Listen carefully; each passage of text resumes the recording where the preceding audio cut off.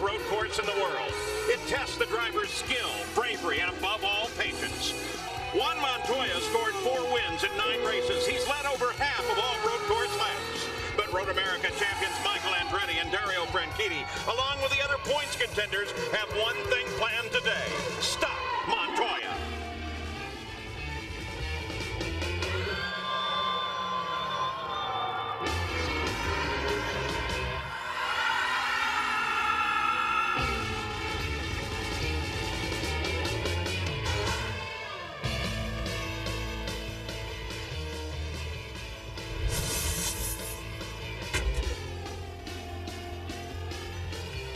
In years past, the teams focused on fuel strategy, trying to get the most out of this race in 2 stops. But now, with these extra 20 miles, it's a 3-stop race.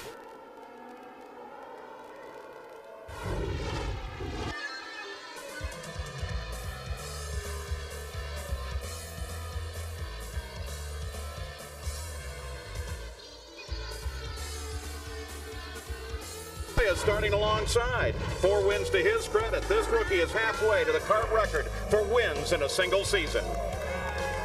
One of the intriguing aspects about this lineup of Montoya and Andretti together in the front row takes us back to early in the season, Paul. Remember the confrontation on the high-speed oval at Twin Ring Motegi in Japan? A wheel-banging incident, then a big crash, then a head-to-head confrontation between the 2 drivers, and a head-to-head confrontation between the 2 owners. They're about to grab a green flag on a 200-mile-per-hour straightaway with a hard right-hander down at turn number 1. This really bears close watching. In the second row, it's Jill DeFerrin and Newman Haas driver Christian Fittipaldi. Now DeFerrin, on the strength of a win and a second-place finish in the last 2 races, is now second in the overall point standings. In the third row, it's Adrian Fernandez and Jimmy Vasser. And for Jimmy Vasser, he has a new crew chief this weekend. They decided to reorganize the team to try and get Jimmy Vasser back up on top. Rick Davis comes from Juan Montoya's car, fills the position for crew chief for Vasser. Adrian Fernandez, he started the weekend with a very low downforce setup. He said, hey, I was over 210 miles an hour on the straightaways, but I couldn't hang the corners. They put the downforce back in. He's happier and he's faster. In the fourth row, Dario Franchitti will start inside of Greg Moore. In row 5, it's Paul Tracy and Tony Kanaan. The sixth row, Cristiano D'Amata, the fastest Toyota, and Brian Herta. In row 7, Mauricio Guzman and Max Pappas. The eighth row, Mimo Gidley and Roberto Moreno. In row 9, Patrick Carpentier and Michel Jourdain Jr. Al Unser Jr. is inside the 10th row with Elio Castroneves on the outside. Unser Jr. is winless in his last 59 starts. He won here in 1996, or nearly did, but then he blew an engine while leading on the very last lap of the race. In the 11th row, P.J. Jones and Scott Pruitt. In row 12, Robbie Gordon with Richie Hearn alongside. And the 13th row, Walter Salles and Luis Garcia Jr.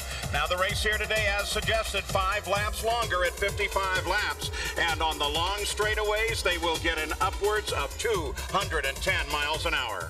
And in years past, Michael Andretti, without a doubt, has always been the quickest on starts, restarts, on cold tires. He's been one of the best. But now we've seen Juan Montoya, great starts, great restarts in Cleveland in difficult conditions, blindingly fast. The opening lap should be tremendous between these two cold tire experts. The leaders are already through Canada Corner behind the pace car, the pole sitter Michael Andretti. Second time this year that we've seen him up here at the front. Michael clears the visor a final time, makes sure his balaclava is ready. Out from under the bridge, turn 14 lies ahead. They will come into formation here. Acceleration will begin as they leave this corner and climb a rather steep hill up toward the starting line. You can see the road off to the pits on your right. Front row again. Andretti on pole, Montoya alongside. A pair that has not been without conflict this year. Over the top of the hill, and here we go. Montoya drops in behind Andretti. Now Montoya tries to work the outside. Wow, they spread wide. One car totally off. And 3 cars into the gravel pit. 4 now. Scott Pruitt down to the inside. So 4 cars in trouble on the start. Max Pappas, Paul, on the right of the screen there. And down in turn 2, you also have Gugelman in trouble, trying to figure out who the other is. This is entirely separate from what you just saw. So full course caution comes out immediately. Pace car will pick up the field again. They were clean on the front rows through, and then suddenly a car off on the right side. And he lost it while he was out there, and then once he lost it, he took much of the field with him.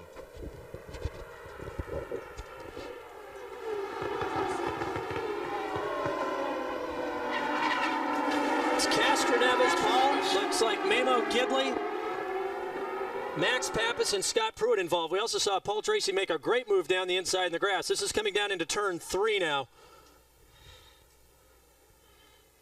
D'Amata sideways and Gugelman coming off the outside of turn 3. Years past, Paul, we've seen them manage to get through turn 1. We've always seen in the years past problems in turn 3. Well, this year we got both corners involved. And we also saw that Montoya got around Andretti. We'll see if we can find out where that happened. So 2 turns, 6 cars on the very start of the race of a 55-lap run at Road America. We'll regroup and be back with you in just a moment.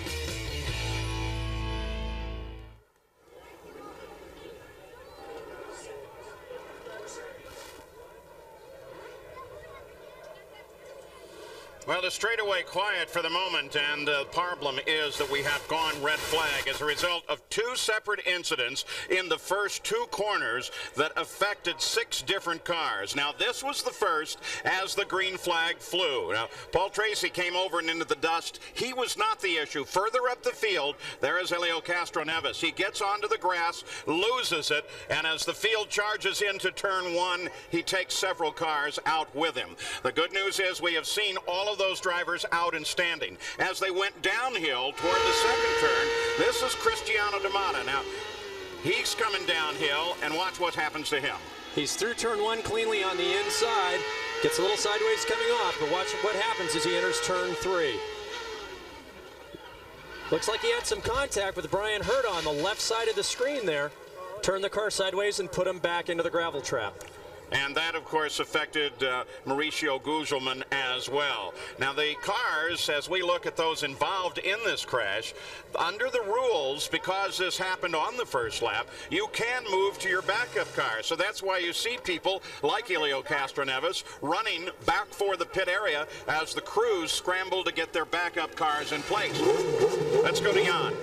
Well, for Helio Castroneves, he runs down pit road while the crew right now has fired up the Mercedes power plant of the backup car. It is standard practice for all these teams to have the backup car set up in an identical configuration to what the primary car was. It did not take them long at all to get the backup car out. Helio Castroneves is only about 10 pits from his car, and they will hopefully have him all ready to go. Gary? Same for Mauricio Gugelman and his crew. You can see that there are rain tires on at the moment. That'll have to be changed. There were 12 men swarming over this car just moments ago. Now they're down to a handful, just bolting the wing into place. They'll roll it back out onto the pit line. Here come the slick tires now off to our left. They'll be getting them ready to go on momentarily. What a weekend it's been for Mauricio Gugelman. He had boost problems. He had fuel pressure problems. He had an accident yesterday. And now in the opening lap of the race, he has an accident. Backup car, however, ready to go. And here they go, rolling out to the pit line. And the good news is that they do have several of the Gale cranes that can get them off the course quickly. Both D'Amata and Scott Pruitt appear to have been restarted and are heading back to the pits. Well, our first Toyota Spotlight of the day appropriately looks at turn 1 and the troubles there. During the practice for this particular event, Patrick Carpentier got himself in trouble. That was on Friday, and it was fairly spectacular trouble. He locked the brakes heading down to turn 1. The gravel pit caught the side of his tires and flipped him 5.5 times. And he just climbed out of the car, calmly walked away, went back to racing. Then just moments ago, when Helio Castroneves got sideways, up in turn 1, it ended up taking out 4 different cars, including Pappas, Gidley, Pruitt, and Helio Castroneves. Now we say taken out. They were off course. Some of them were able to drive back. Others will move to their backup car. There was also an incident down in the second turn where D'Amato and Guzman got in trouble. Both D'Amato and Guzman drove back to the pits. And at the same time, most of the crews that were in trouble, as a precaution, if nothing else, went for their backup cars so that they could get back into the field and conclude this race, which the rules do allow. Now, don't forget, we will have coverage next of the Greater Milwaukee Open from Brown Deer Golf Course in Milwaukee, Wisconsin. So just down the road, they're playing golf. We're making noise, but for the moment, not quite as loud as we would like to be. We'll be back to get a restart just as soon as they can.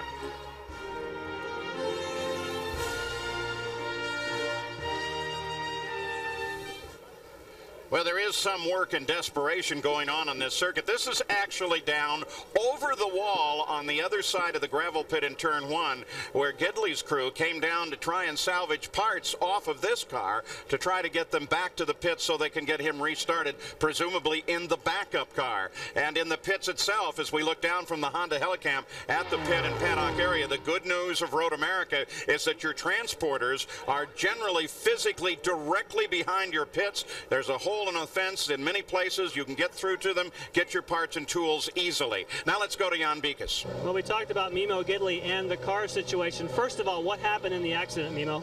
Well, we were going into the corner just fine, and next thing I knew, somebody plowed me from behind.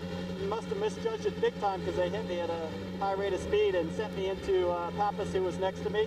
It was just totally uncalled for. I'm not sure who ran into the back of me, but it took us all out. Now tell me, what is the situation with the backup car? Well, our backup car is pretty good, so we're just going to switch the seat over, switch a couple parts over, and then I'm going to get in it, and we'll go out there and have some fun. And hopefully he'll be able to get ready in time. Gary? Well, let's talk to Michael Andretti. You went over and you were talking to Juan Montoya, and you were joking about the nitrous oxide. Everybody was watching what was happening behind you in the sand. How did he get by you? Yeah, he just flew by me on the straightaway. I had a good start. I got the jump, and then I guess he got a good toe behind me and went by me on the outside. So can't let that happen this time. Get another shot. Now you got the single file restart. So how much of an advantage will that be for you as the pole man? I'll tell you after it happens. Hopefully it is an advantage. We'll see. Is this disruptive? Does this bother anybody at all? I mean, you guys are pros. You okay? Same for everybody, but you know, we all want to get this thing done and over with, so hopefully he can get it cleaned up and get going. Okay, man's won here 3 times. He knows all about what it takes, yeah? And of course, Helio Castroneves was right in the middle of that. Helio, what happened down there in turn 1? Well, unfortunately, I took a chance a lot, and when I brake on a little bit on the grass, and the car was completely like straight ahead to the other guys. I feel sorry, but sometimes you have to take a chance, but I think I did too much. How is this car? Have you run this car this weekend? Yeah, we're full. Yeah, we did only a few laps. We have a brand new rotors, so, well, you're going to start over again. Let's start over again. Okay, when he's talking about new rotors, that means new brake rotors, so this car may not stop the way he wants to first time around. Rare you hear a driver say it was his fault. And as you can see by the replay of that video, both Gidley and Pappas were very lucky men. As a result of that incident, the good news is everyone is out. They're back in the pits, and they are, in fact, ready to go. As soon as everyone is topped off on fuel, they will put them in a single file restart here in the dairy country of Wisconsin at Road America. Paul, we all remember all too vividly what happened back at Milwaukee on the mile oval about a month ago. Ty Manso, crew member for Michael Andretti, ended up under the left rear wheel in one of the most frightening incidents we've seen on pit road. We are so pleased to see this man back grinning here at a racetrack. I know you're excited to be back at a racetrack. How are you feeling physically? How are you coming along? I've been telling everybody I'm about 60% right now. It's pretty slow progress, but I can feel an improvement on a week-to-week basis right now. Getting a little itchy to want to get back in uniform and join your guys on this side of the wall? Oh, absolutely, but unfortunately they seem to be doing fine without me, so I don't know if it'd be a good idea right now. Well, rest assured that a lot of people have had you in their thoughts and prayers, and it is genuinely great to see you back. And I couldn't help but notice Rick Rice, our cameraman, pointed out, look at here on the side of his head, shaken, not stirred. I think it really applies in this instance. Great to have you back, Ty. Thank you. Oh, that's a perfect cap, and welcome back, Ty. It's good to see you. So it will be a complete restart of rows of 2. Not far away from Elkhart Lake is the lake itself. We'll be right back. Crews are topping off the last of the cars with fuel so they can go with this restart. Michael Andretti's car is now topped off with that methanol fuel. And to review, we still have some time under the red flag. They say about 7 minutes we're going to be going once again. We'll take a look at Cristiano D'Amata's point of view as he headed through this start and what eventually got him in trouble. Coming down into turn 1, 6th gear, 200 miles an hour here, Paul. Everyone's slowing down, trying to take care of each other on cold tires and full tanks. The group in front of Cristiano negotiates turn 1 fine. They dive down through 2 into 3. Well, it doesn't look like he got hit there, Paul. You could see that Herta had locked up that inside wheel. But it doesn't appear as though Cristiano got touched coming down into that corner. Let's see if we can see it better on this shot. He's right here, just turned sideways. And he had Mauricio right behind him. We don't know if there was any contact from behind or not. And, of course, that sent both of them into the gravel pits. Jan Vikas? Just spoke with Cristiano D'Amata, and he said simply he got down there, he got on the brakes, the rear brakes locked up, he lost it on his own, said he was not touched by anyone else, said that Mauricio Gugelmin just got out in the gravel trying to avoid Cristiano. Now, he's in the same car. It needed no new parts other than a dust-off, but not the case for his teammate Scott Pruitt. They had to put a new nose assembly on that car, but no other suspension parts. Again, just clean them up, get them ready to go. Both of the Cal-Wells entries ready to rock and roll. So we count down to what we hope is a start very quickly here. Should be in about 5 minutes. We'll be back after this message and a word from your ABC station. Back at Road America, very shortly here, the engines should be ordered into life once again. In fact, they are just now firing the engines on the pit lane. And we have a red flag here. It's a result of a first lap accident in which Elio Castro-Neves got off on the grass on the right side of the track, collected Mimo Gidley, Max Pappas. Scott Pruitt ran off to avoid the carnage on the track itself. None of those drivers were injured. They either moved back in their primary cars or in their backup cars. While that was happening, you may have noticed that Juan Montoya was able to move out and around the pole sitter Michael Andretti, comparing him to Al Unser Jr., championship year for Al. Well, I'll tell you what, he is certainly closing in on that record after just 9 races in this 1999 season. So when we come back, the field should be ready for a restart. We'll see if Montoya can get the jump again. Back at Road America, Elkhart Lake, Wisconsin, Paul Page with Parker Johnstone in the CART FedEx Championship Series. They are back rolling. They will move into rows of 2. It will be a total restart of this race with 55 laps of scheduled distance as they have topped off. Now, those cars involved in the accident, Max Pappas, Mimo Gidley, and Elio Castro-Neves in this grid are now in backup cars. Also interesting to note that this is being scored as Adrian Fernandez's 100th start. But if I remember correctly, 3 times this situation has happened in CART. And at the Michigan 500, Adrian Fernandez was similarly involved. So I'll have to check with our statistician, Russ Thompson, and see if they count the half starts or a full start or a no start. So it might be 101, could even be 102. No, it's 100. Jan Vikas. Well, you're talking about those cars, and of course, Max Pappas did have to go to the spare car, but they say they have run the car. They are happy with it. But remember, almost all the cars that needed work, or certainly those that had to go to the spare car, they had to take a pop-off valve, which is the device that controls the boost on these cars. They had to take it from the primary car or get a new one from CART. If you haven't run it yet, it takes a bit of tuning to get up to maximum boost. Gary? Just a quick update on Mauricio Gugelmin. We saw the crew busily preparing the backup car and then rolling it to the line. As it turned out, once he was freed from the sand trap, Mauricio drove his primary car back to the pits. They got out the air hoses, the vacuum cleaners. They tidied everything up. He's back out there in the car that he initially started our dress rehearsal in, if you will. All right, we'll take a look through the onboard cameras for you. There's Michael Andretti, of course. And Parker, while we do that, let me ask you, since Michael Andretti was jumped by this man on the start, now he's telegraphed certainly what he's thinking. Will that happen to Michael again? Well, as Michael said, the problem was Juan got a great tow from Michael going down this long straightaway that they're on now into turn number 5. How Michael can prevent that from happening, I'm not sure. If they were going back to a single file start, he may have tried to get a jump, but now, side by side, there's no reason at all that Juan Montoya can't use the exact same strategy to pull off the exact same move. Jimmy Vasser's on board. You also saw that of Robbie Gordon here as Cristiano DeMont is on board. Robbie Gordon over the weekend also gotten a little contact with Montoya going down that long backstretch, actually darted left and right a couple of times, and then finally nudged with the nose of Robbie's car Montoya's left rear tire, and then afterwards Gordon expressed, I think the polite way to say it would be, his displeasure with the conduct of Montoya. So Montoya's got at least a couple of points of conflict within this field. Andretti, who starts alongside him on the pole, and then back in the field, Robbie Gordon. We've talked about the backup cars. At the conclusion of every session, it's become standard operating procedure for each one of these teams to duplicate the shock settings, the spring settings, ride height swings to that backup car that's back behind the pit lane. Also, the drivers drive both of their cars, the primary and the backup cars, during the course of the weekend to make sure everything is working.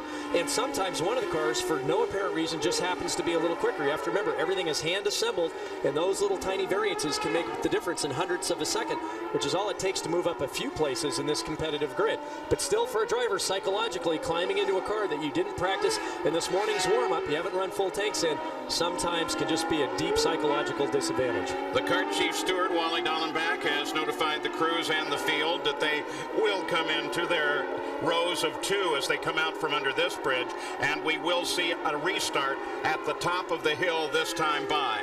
The 14th and final corner on the course, on board with Montoya as he moves into position alongside of Michael Andretti. And then that hill just ahead, they can accelerate at this point. Michael already is, and looking for green. Green flag is out. Montoya ducks in again. Christian Fittipaldi slides to the inside, then to the outside, now back to the end. Montoya alongside Michael. Montoya does it again as Montoya takes the lead off of turn 1. Then Michael, then his teammate Christian Fittipaldi. He didn't have to draft that time, Paul. He did the same move that we saw him do to DeFerrin at Portland. He simply got on the brakes later on the outside and passed Michael around the outside of turn 1. A very brave move. Very, it takes a lot of commitment and a lot of talent to do that on cold tires on full tanks. Behind Christian Fittipaldi, here comes Jill DeFerrin. Fernandez behind him. Tracy makes a move outside alongside Vasser. Climbing the hill off of Station 5.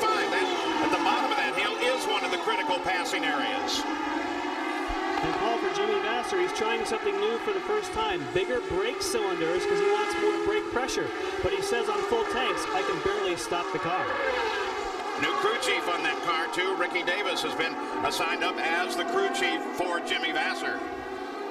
Those larger master season around a bit. And those larger master cylinders, Paul, require a lot more brake effort by the driver. They have to put a lot more leg strength to get the same amount of reaction from the brakes, although it gives you a much more stable brake period over a long period of time. But it can be very fatiguing, especially at a place where you come off 3 very long straightaways into 3 slow corners. Down the long backstretch, heading for Canada Corner. There it is. DeFerrin works on Christian.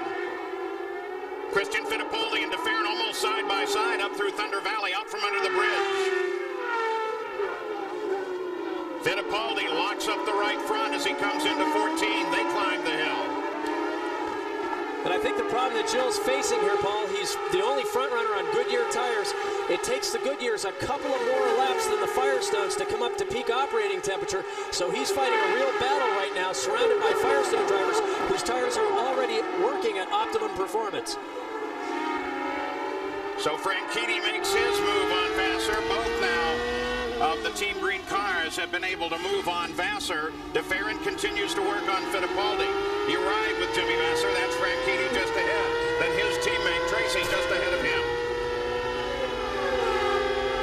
Down the hill through the woods. Woods helps because there's no aerodynamic side load coming through there. You can't get wind. Heavy braking area. Then they climb the hill again.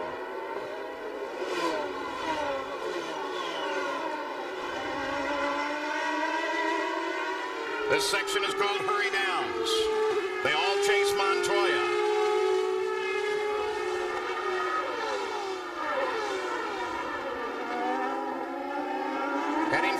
carousel. I'd say, Parker, that's the most critical turn on the course. It is, Paul. The drivers are pulling nearly 4 Gs through this corner, and if you don't do this corner properly, the rest of the lap is almost unimportant because it leads on to the longest straightaway at Elkhart Lake. This next corner, the kink, is a flat-out fifth gear, 185-mile-an-hour corner. From here, they grab sixth gear, heading down towards Canada at well over 200 miles an hour. Montoya leads, followed by Andretti. Then DeFerrin's working on Fittipaldi, and the next group, well, look at this. As Herta fights and loses there.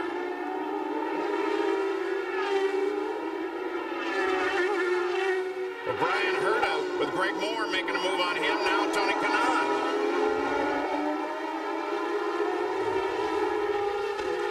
And, of course, that car moving inside of Kanaan, that's Max Pappas. He was one of those involved and is in a backup car. So that'll tell us a little something about how the backup cars work. Franchitti comes alongside and passes Tracy. Franchitti now sets sights on Fernandez. Franchitti having another disappointing weekend up until the start of the race. Remember, it was at this track that he scored his first victory last year. He should be very, very quick during the course of the race, moving up through this field. Leaders now through Station 5, climbing the hill up under the Toyota Bridge again. And you can see in just a few corners how much distance Franchitti's pulled on his teammate Paul Tracy.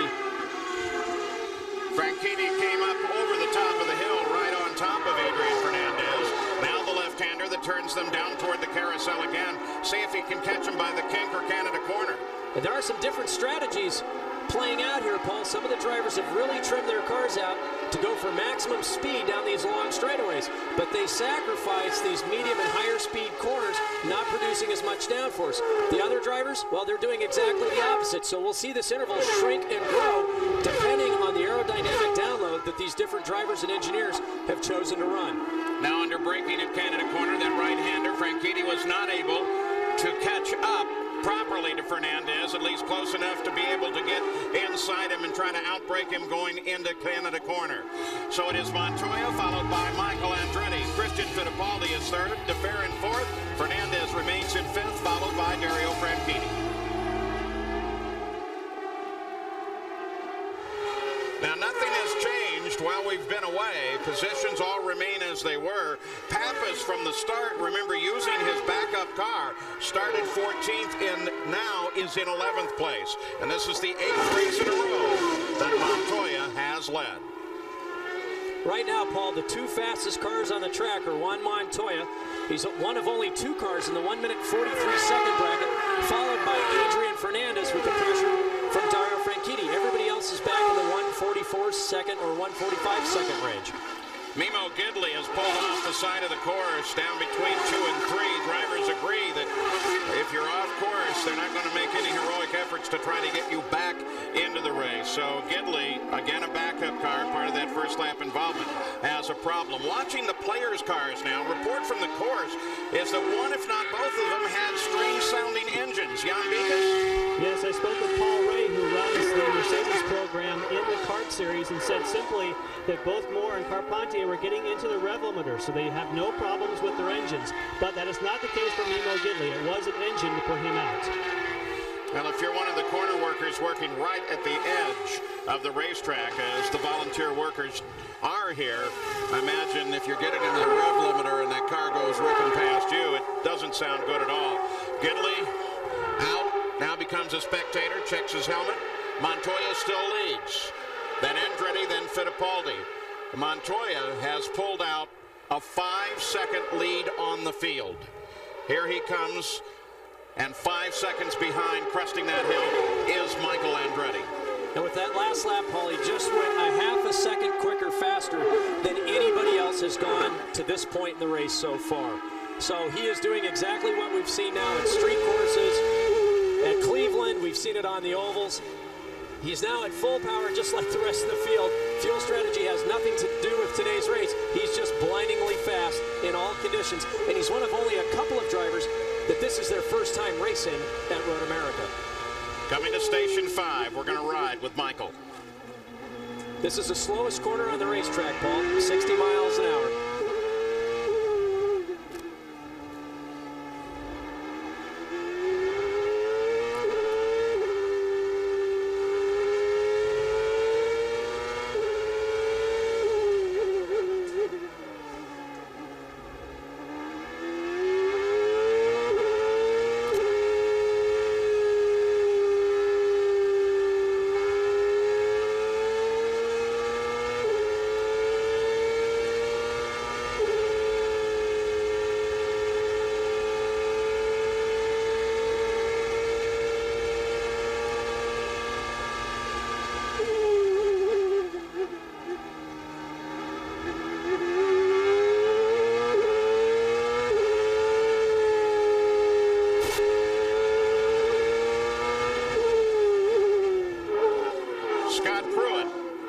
to the course, so now he joins Gidley. Helio Castroneves passed Michel Jourdain Jr. and now sits in 7th place. Castroneves also in a backup car. There's the leader, Juan Montoya, and how did he grab the lead? Well, he did 2 times on the start, but with 2 different techniques. This was on the restart. Oh, wow. He got a good toe off of Michael coming down the pit straightaway. Michael started to come back on the racing line, and Montoya just barged his way through. Very reminiscent of Motegi, eh, Paul? Exactly.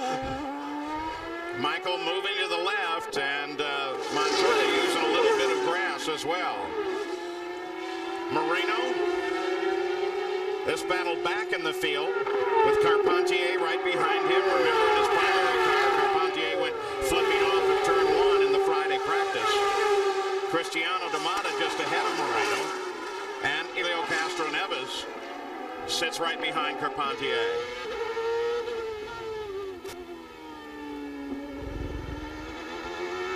Here's a little interesting side note. In the pits, as we watch this, Al Unser Jr. came in on 7 laps, and they topped off his fuel.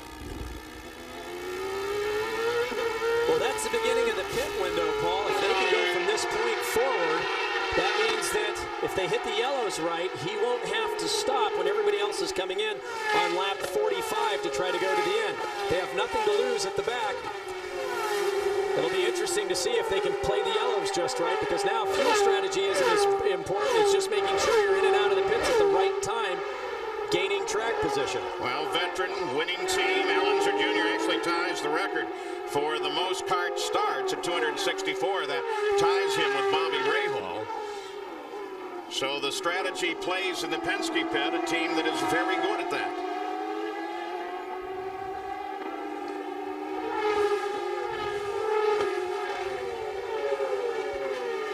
Battle comes up the hill as we're going to take you forward.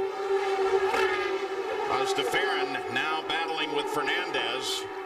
And there they are. DeFerrin, the blue and white car in front.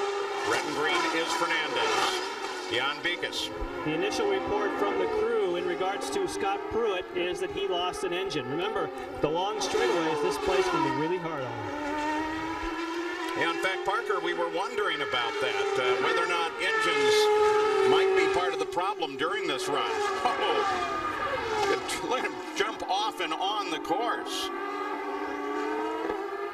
Well, with these long straightaways, Paul, and these engines are now pulling in the mid-15,000 plus range, it really puts a toll on engines. And I think we've seen more engines let go this weekend than we have at any other race during the course of the year. We've lost a few on Friday. We lost some yesterday, and now again during the race. Franchitti must have had some sort of excursion. Put him back in the position he sits in now. We'll check on him. Here is Fernandez. We're going to take you up to Juan Montoya up at the front of the field.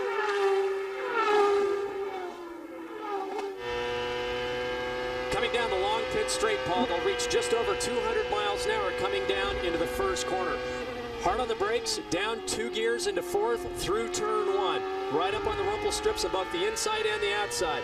Coming down to turn number 3, they're on the brakes, down to 3rd gear. They go through this corner at about 90 miles an hour. And now onto one of 3 long straightaways. You'll see him grab 4th gear, 5th gear, then 6th gear. Once again, just over 200 miles an hour, then hard at the brakes, almost 3 G's of braking force, coming down to the slowest corner on the racetrack, turn number 5. 2nd gear corner, 60 miles an hour. He'll upshift to 3rd. This next corner, turn number 6, is difficult because when the drivers have to turn for the corner, it's blind through here and falls off a little off camber. Very fast right-hander. You really have to hold on here. Not much room for runoff. Then it's hard on the brakes, sweeping downhill here, coming through turn number 8 at about 70 miles an hour.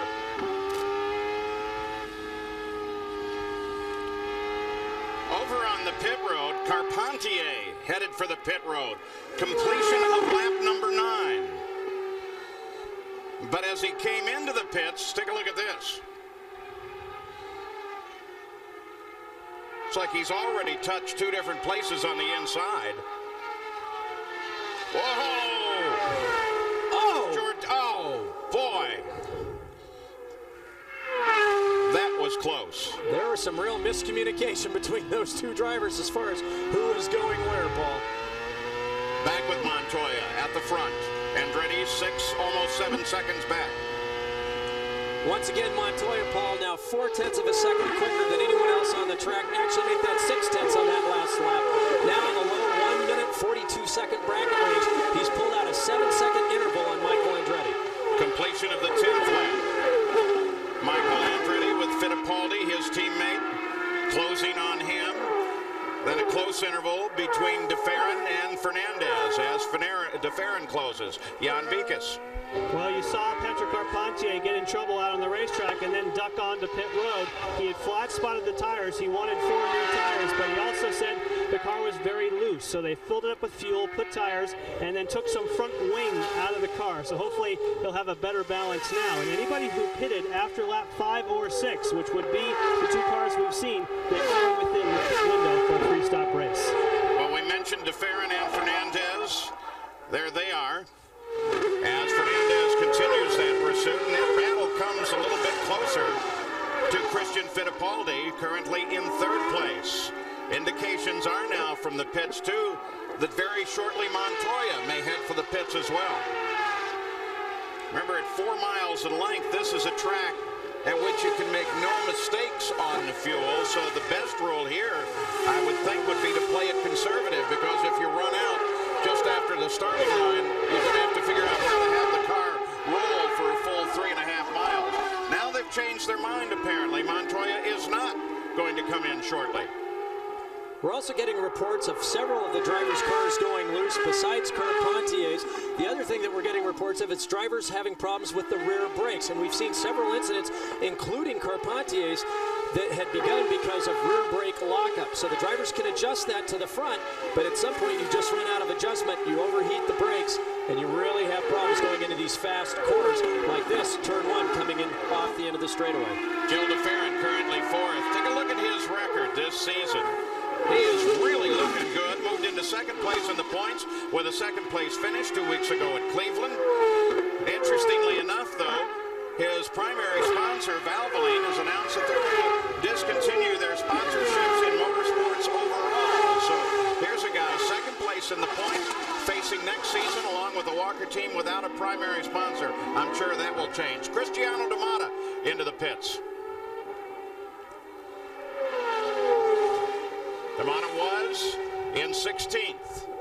Remember, he too was part of the off-course excursion, only this time down between 2 and 3, and stayed in his primary car. So Cristiano D'Amata on lap 11 comes out of the pits, refreshed with fuel and tires, and we expect the leaders to come in shortly. We'll be right back to watch that. Richie Hearn has just come into the pits. We expect DeFerrin in any time now, and the leaders shortly thereafter. DeFerrin currently sits in 4th place. Other than Richie Hearn coming into the pits while we were away, no changes on the race course. Problem with his air jacks. Well, this team's had problems all weekend, Paul. They wrote a car off at Cleveland at our last race. They've gotten another one at Mid-Ohio during testing. They had another tub written off just this weekend, and they've had problems with this car all day long. In the morning warm-up, and now once again it looks like they've got problems during the race. Just ahead of Hearn, you got a glimpse of a car pulling away, and that was Luis Garcia Jr. as he headed back into traffic after service. DeFerrin, at the last minute, makes the turn over onto the pit road, a chicane to try and help get them slowed down at the top of the hill, delineated by those cones, and then down on the limiter, and Gil DeFerrin comes off the course for his first stop. Gary? Gil DeFerrin is the last pit on pit road. Right behind him is Montoya. Montoya's crew went over the wall. They've gotten back, opened up the lane. Here comes the hill. Terry Walker's team. They go to work for the first time today. Listen to those revs up. Get ready. Good. Check in on Franchitti with Jan. Waiting on the fuel. Waiting on the fuel. Okay, go.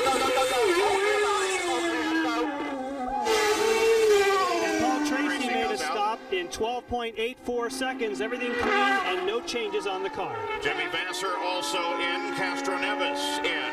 Castroneves has been nipping away, moving forward. Robbie Gordon comes in for his stop as well.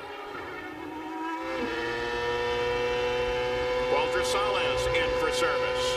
Michel Jourdain Jr. And we expect Montoya in this car. Dario Franchitti to report an off-course excursion, as the same is true. Well, in the case of Garcia, it looks like he's driven off and trying to get to the safety of a corner station. Dario Franchitti, here's what happened to him. There's Fernandez, and there's Franchitti right in behind him. Right coming off of turn 8, Paul. Stayed on the gas to try to keep it on the racetrack. Got into the grace and back in. Montoya now on the pit road and heads down for some service from the Target Chip Ganassi team. Gary? Rob Hill waving him into position out on the outer edge of the pit road. We watch now, see the nose of the car coming toward us. We'll see how the rookie handles this and how his team performs. Okay, reset the fuel. 4 victories this year, opening up the huge championship points lead. You see the time as they work. Whoa, that is quick thus far. Tires already changed. Feeling done and rolling. 11.9 seconds. Nice service from the Ganassi team. 15th lap, Michael Andretti is also in. Dario Franchitti is in, so is Fernandez. And Adrian Fernandez pulled it off in 12.48 seconds. Again, no changes. Michael Andretti out in front of Fernandez. Hurt is in, Pappas, Kanan, Guzman have all made stops on this cycle and on the 15th lap. P.J. Jones also making a stop on this cycle. Because of the great distance of this course, well, generally everybody stops within the same lap. Certainly trying not to spread them out by more than 2, but we're seeing some strategies at play with early stops, beginning with Michael Andretti. Current leader is Christian Fittipaldi. There he is, but of course he assumes the lead with the stops and is due in on this lap. And even though we talked about fuel mileage not being important at the beginning of this race, it is significant that Christian Fittipaldi's been able to stretch this 2 additional laps from our early leaders coming into the pits. If he picks up a yellow in just the right place, this could play a significant role in the outcome of this race. Keep in mind, he's going just as quickly as everyone else, but getting much better mileage doing it. Now Christian What's again. your speed? There's an open pit. You have an open pit behind you. 4 tires filled with fuel. Hit the marks. No changes. Gary Gerald. You heard John Cezanicus up on the pit wall advising Christian that there is an open pit. Now he glides in for his service. Reset your fuel meter. Reset your fuel meter. We listen and watch.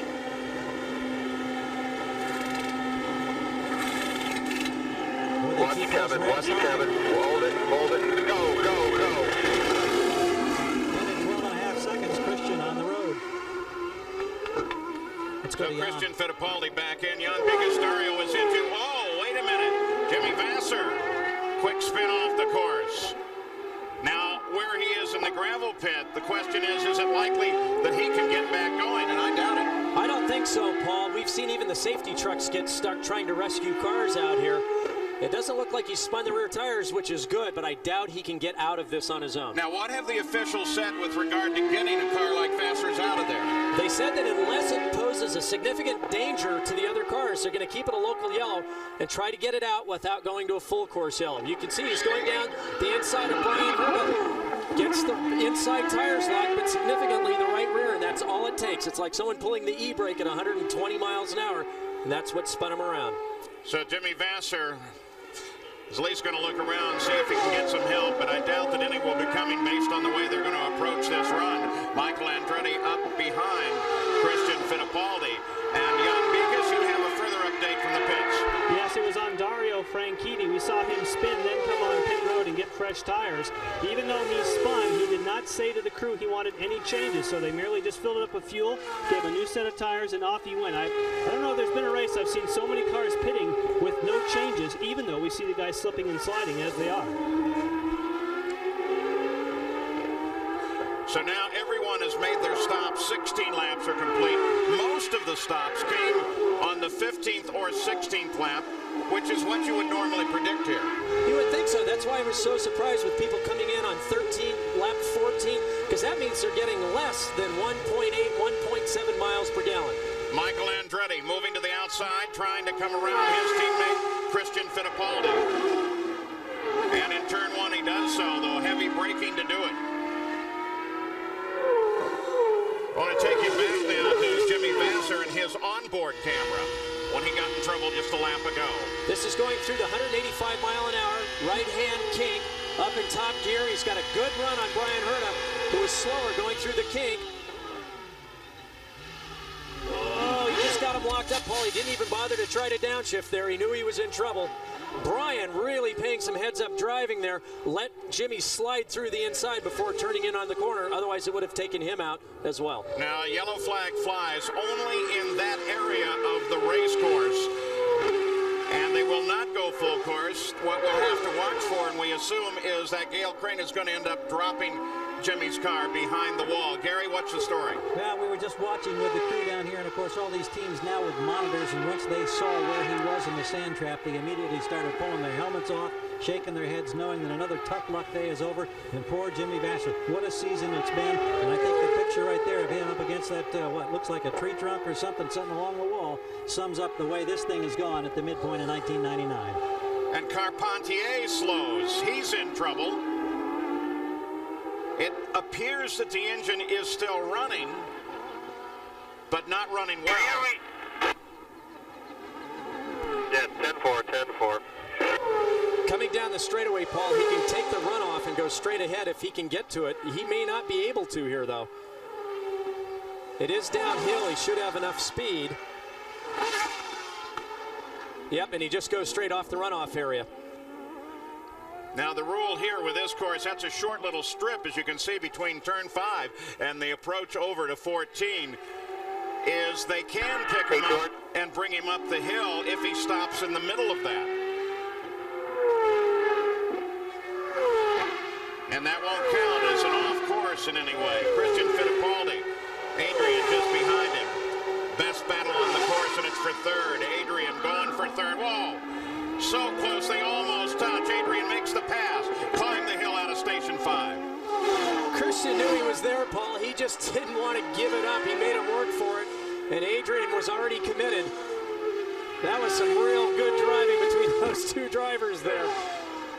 Jan Beek has sprinted down to the Forsyth pit to find out exactly what the story is on Carpentier. Yes, and it's electrical. They said that the engine was cutting in and out, and when it cut out, it was nothing home, and unfortunately, he's dead stick, and he's out. So Carpentier's day is done. Elio Castroneves up behind Mauricio Guzman. The battle here is for 14. Remember, Castroneves in a backup car. Both of these cars were involved in the aborted start incident, so in two separate corners, Elio Castroneves started the first incident, and then as they came down the hill, Cristiano D'Amata collected Mauricio Guzman and sent him off. Castroneves had to go to the backup car. Guzman was able to drive his primary back to the pits and restart. And Paul, there are lots of questions about this Lola chassis here at Elkhart Lake.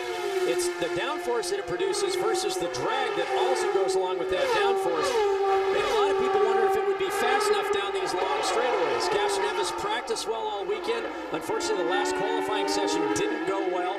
He had to start a little farther back than they had hoped, but it answered some of those questions. Obviously, Al Unser Jr.'s team, Penske, had ordered a new Lola chassis, but they have been mixing and matching Penske and Lola parts, making very small changes, trying to find the best combination. Castroneves on the main stretch. Moves to the inside. And I think that answers the straightaway speed question, sure Paul. Answers it quickly. So Mauricio Guzman has to give up position to Castroneves. Also got a glimpse of what looked like Cristiano D'Amata's car heading for the pits as we watch them come down the pit straight. So it's still Montoya in front, chased by Michael and Adrian Fernandez. We'll be back. Back at Road America, no change in the situation. In 1 week, these cars head north to Toronto, Ontario, Canada. Exhibition place for the Toronto Indy. Can Juan Montoya win here, then win there? Can he continue winning this season? What will happen with the championship fight? The coverage on ABC Sports. Well, now as we think a little bit about Montoya, you were talking about fuel, what they're getting, where they're going. Yeah, I didn't get to finish that thought, Paul, but we just heard over the scanner that they've told Montoya to short shift and actually to lean out the mixture one click. The problem is not how much power the guys can use on the track, but back in the tanks, they have to get 1.85 miles per gallon because that's the total allotment for the 225 miles these guys are driving, or 220 miles these guys are driving around Elkhart Lake, so that at some point they do have to be a little careful, and according to my fuel chart, some of these guys are getting a little less than 1.8 miles per gallon, which means they'll just flat run out of fuel. Al Unser Jr., he last stopped on the 7th lap. This is the 21st, so they are on a Penske strategy. Routine stop for little Al, though he's not really been a contender in this fight at all. The lead is still Montoya, then Andretti, then Fernandez. Roberto Moreno was able to get around Max Pappas for 10th, and Scott Pruitt is a spectator, right, Jan Bikas? Yes, unfortunately he is. I understand it was engine that put you out, but tell us about that first turn. What happened to you out there? Well, we were all going down in there, and I was up on the outside, and I think PJ had swerved to miss cars because all of a sudden there was dust and dirt and cars sliding, and I was on the outside of him, and he bumped me off, so I went straight off. And it was just real wild, but it's just unfortunate that the day has to end for us this way with looks like another engine problem, and it's bad for the team and for Pioneer, but we'll be back at Toronto. Hoping to turn things around. And unfortunately, right next to you, Cristiano D'Amata has just come in as well. What put you out, Cristiano? I had gearbox problems since the 3rd lap, going downshifting to 5th. I was getting into mercury, and that was getting worse and worse.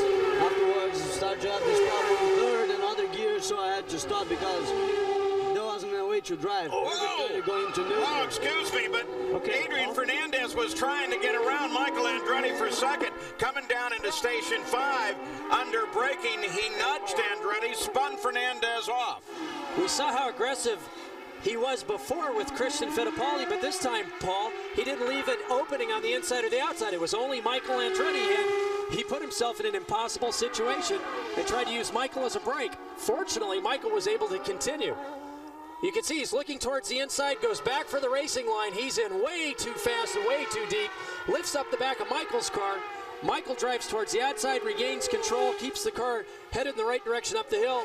Adrian fortunately got the clutch in and was able to continue. But what that did is put Adrian Fernandez under very close attack from Jill DeFerrin. They come down on the backside of the course, and DeFerrin's right there. Boy, did you see how fast the hands were in Andretti's cockpit when that happened, though? Back and forth, saved the car. If he would have continued to turn in for the apex, Paul, it would have turned him straight around. But as you know, having raced Formula Fords here during the June sprints, if someone gets in behind you, you got to keep the thing under control first and then worry about direction later. And that's exactly what he did. Two teammates still in a fight, Tracy, then Franchitti. And remember, Franchitti had that earlier off, so he's trying to regain lost ground now.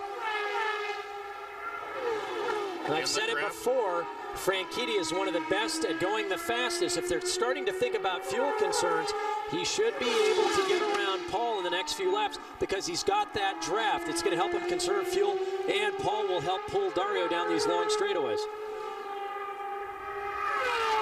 One great thing about Road America is you can wander around, climb up in a grandstand about any one of the corners. This is Station 5, one of the more popular. The crowd just picnicked out on the lawn on the left and right. Brian Herta was coming up the pit road, suddenly slowed. He definitely has a problem. No idea what it would be. It, of course, should not be fuel. He's been on his routine stop. This is going into Station 5. Michael Andretti with Fernandez just behind him. Talk about fast hands. Michael unfazed climbs the hill. What's interesting there, Paul, is you can see from his left thumb, he's on the radio button. I'd be very interested to hear what he was saying to Ed Nethman just at that moment. Although I'm afraid the FCC probably wouldn't approve of it. Well, Adrian Fernandez got into the back end with the nose. Jan Bikas, any damage to that car? Well, no, the team thinks that the car may have remained unscathed. At least that's what they're saying so far. And Parker, you're wondering what Michael said on the radio. I can tell you what happened on the radio for Adrian Fernandez. He said absolutely nothing. Gary? Well, and from the Michael Andretti camp, a quick check with them, and they said everything appears to be all right. They think no problem for their driver after a very frightening close call for both men at high speed. You ride with Michael Andretti. He is second. He is 11 seconds, almost 12 seconds behind the leader of the race, that fabulous rookie, Juan Montoya.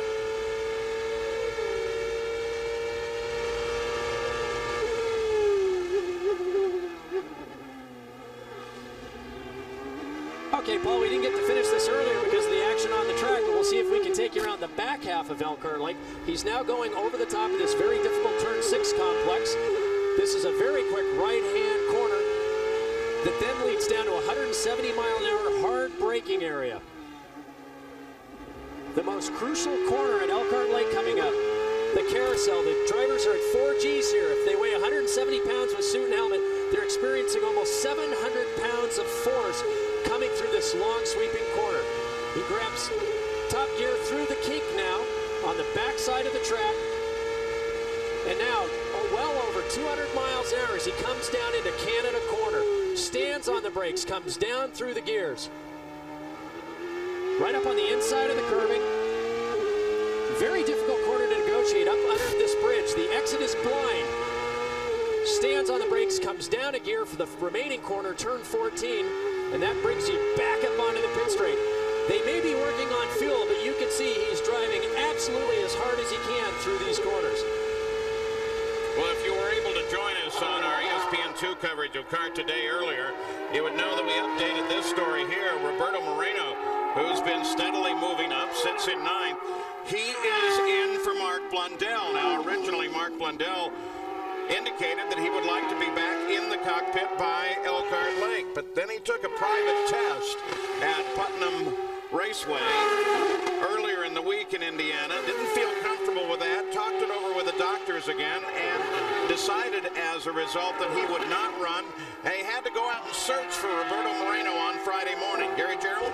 And a further update on his PacWest teammate, Mauricio Guzman. We chronicled earlier just what a wild and wacky weekend had been for Big Mo. We understand that have a radio report that he's had some problems shifting, and he's wondering if it might be little particles of sand and gravel that maybe they weren't able to clean out after that early red flag. So the adventure continues for Guzman in car 17. And you saw, too, that Brian Herta headed into the pits. He's now back on the course. What's the story there, Jan? Well, let's check with the team owner, Bobby Rahal. What happened to Brian? Well, it's just done it again, apparently. It just quit on him. It sounds like we have an electrical problem in the ignition. Just quit. And he tried to cycle it, and usually that works to restart him, and it didn't. And came in here, restarted, went out, and it's just quit again, I hear. So, bugs. How tough is it for you today? I know this is one of your favorite racetracks not to be driving. Well, I wished I could, if I could drive one circuit every day, it would be this one. Thanks, Bobby. Okay. Brian Herta moves over, lets the leader, Juan Montoya, pass. They're now displaying at the starter stand at the start-finish line the course condition flag, which can mean anything from rain to oil to even gravel on the race course. And what we saw, Paul, there was a brake duct. Adrian Fernandez came up trying to get around DeFerrin, and that was a big touch. And the piece that you saw go up there is there was a brake duct that's been reported that's come off one of the Team Green cars, Paul. That's what the debris flag's being displayed for at start-finish. We saw Montoya and Herta split it. Unfortunately, he ran right over the top of it. Juan Montoya just spun off and on the course. So all of a sudden things tighten up. The debris that you saw with Fernandez and DeFerrin was that brake duct. But remember, that's carbon fiber and what that can do to your tires. Here is Montoya down at the bottom of the hill, again at Station 5. Didn't lose the lead in doing that. Here's the way it looked from his seat. Hard on the brakes from 6th all the way down to 2nd. We've got the rears locked up, Paul, but this is one of the quickest recoveries I think I've ever seen. He didn't lose much time at all in that. Well, as he came across the line, he had 11.5 seconds on second place Michael Andretti. So he had a little time to play with, but he didn't use much of it. And now they pull the course condition flag, so apparently when we saw that duct get hit, it pulverized it, and maybe they were able to get whatever pieces were left off on the grass on the left side of the track. And scanning the onboard communications, we're starting to get more and more complaints from the drivers about braking problems, Paul. We knew that engines would be a problem, maybe gearboxes because they're shifting upwards of 40 times a lap, but now brakes are starting to enter into the picture. Helio Castro now is steadily moving up, is 12th. Andretti with seconds behind Montoya, Gary.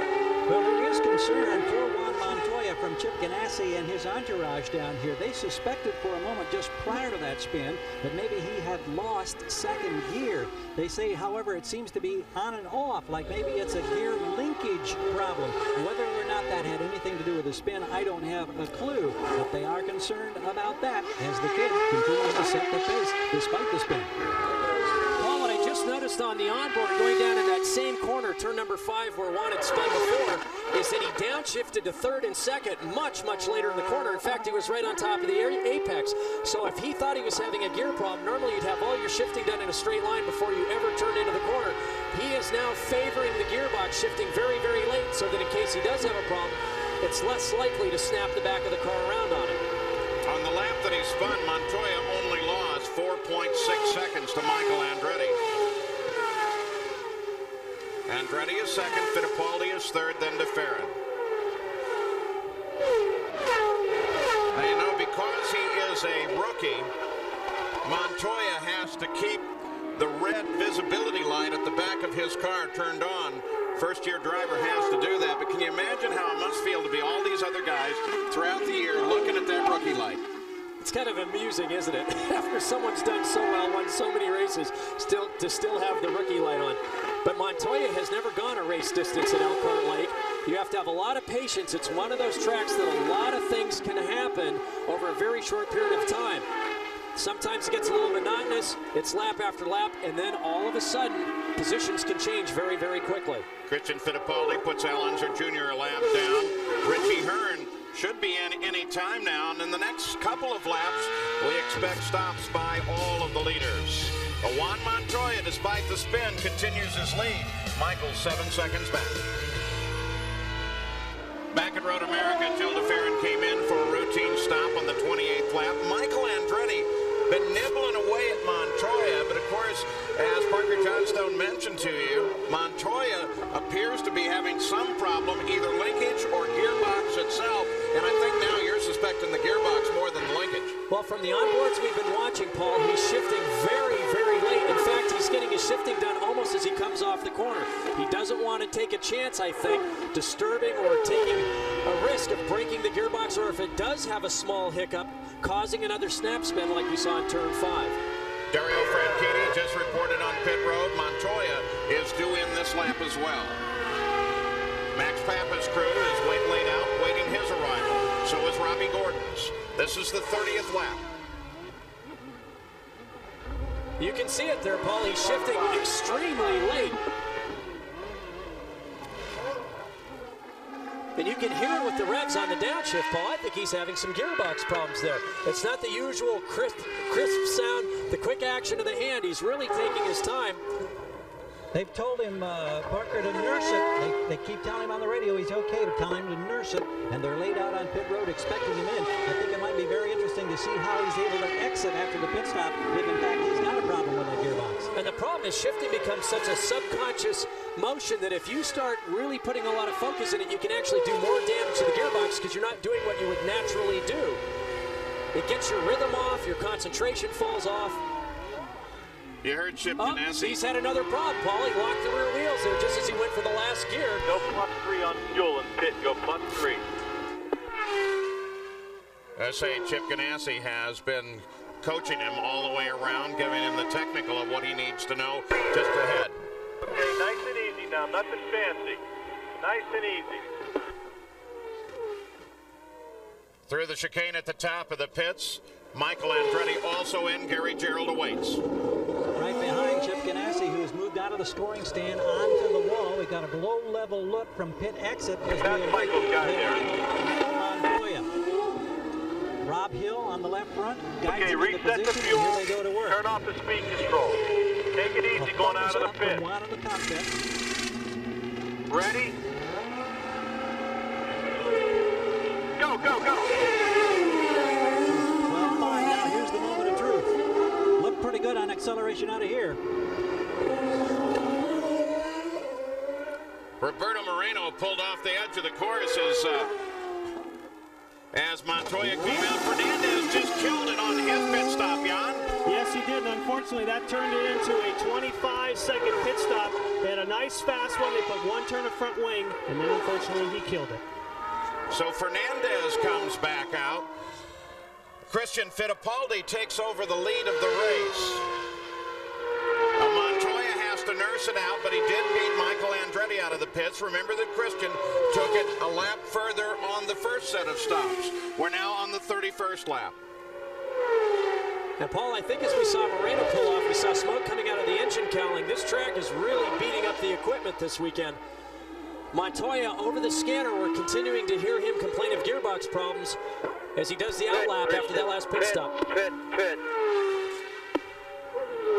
I'm still concerned, Paul. DeFerrin came in on lap 28, which means that he's getting less than 1.8 miles per gallon. Christian's in good shape, Montoya's in good shape, Michael's in good shape.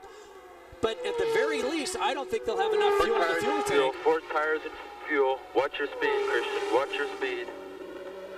Hit the marks. You got a clean pit lane in and out. The only guy on pit lane. Good stop, guys. Reset your fuel meter, Christian. Reset your meter. Once again in the radio, listening to the commands for the automatic to reset. Tire change complete, down off the jacks. Go. Everything perfectly, nicely executed. Nice to hear the cheerleading for the crew who are all on the radio as they come in. Montoya, you saw, got around, picks up the lead on Fittipaldi. One thing that I think has become very obvious during these stops now. Dangarnese Eagle with Walter Salas in the cockpit. Looks like another engine out of the Toyota stable gone. He's just going to roll it off the end of turn 5 here, Paul. Well, now we've talked about Montoya, and the suggestion certainly was that Montoya is okay on fuel, but Gary, is he okay on gearbox? That's what we want to try to find out. Chip Ganassi watching and monitoring contact with his driver. What is the gearbox situation, Chip, for Juan? Well, Gary, apparently he gets all the gears when he wants them sometimes, but sometimes he doesn't. So it's some sort of linkage problem, we're thinking. And apparently he can drive with it. He's done plenty of laps quicker than Michael, even though he's had that problem. So I'm just telling him to baby it right now, bring it home. Now, in this nursing it situation, what is your primary concern? Is this intermittent that you have no control over, or is there something you can do as a driver? My primary concern is getting to the end of the race. Yeah, indeed. Well, he's been able to do it all season long with a lot of flair. Let's see what he can do now with an ailing gearbox. Well, at least Chip Ganassi has his focus right. Richie Hearn off the final corner up the hill. Greg Moore makes his appearance on the pit road, and this is fuel position, one on fuel. This is the last of the cars to pit. Right under squeak's hand. Reset your meter.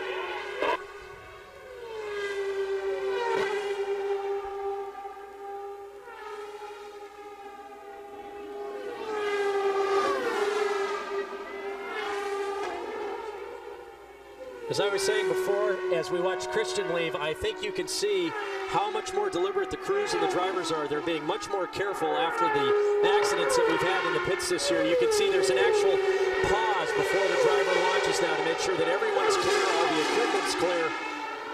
And it's good to see that all teams are respecting the problems that we've had in the past equally and taking that little bit of extra time, even though it may cost them on the racetrack. The two Newman Haas cars together on the circuit, second and third place. Montoya the leader.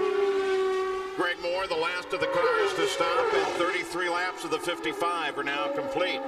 So it's Montoya, Fittipaldi, Andretti, Dario Franchitti is fourth, and Gil DeFerrin is now fifth. 55 laps, 5 more than last year. It could make a world of difference in the outcome. Back at Road America, Elkhart Lake, Wisconsin, you look down from the Honda Helicam. Dario Franchitti suddenly had what sounded like a very rough-running engine and came up the pit road and is now pulled into his pits. Montoya is still the leader of the race here. There is Franchitti. And without much energy from the crew, you would suspect his day is done, Jan. Well, the interesting thing is the engine is still running, so it's not like it blew up or anything. They're looking to see maybe where that smoke is coming from. They do know it's engine related. While they check that, we'll go to Gary Jerome. We've got Jimmy Vasser who's made his way back to the compound here. Jimmy, the situation with Brian Herta, tell us what happened there. I was nothing really with Brian. I was having problems with my braking and locking up the rears. I flat spotted some rear tires in the first run, and I was dialing front bias into it. You know, we're running these bigger master cylinders this weekend. I think in race conditions, turned out to be a bad idea.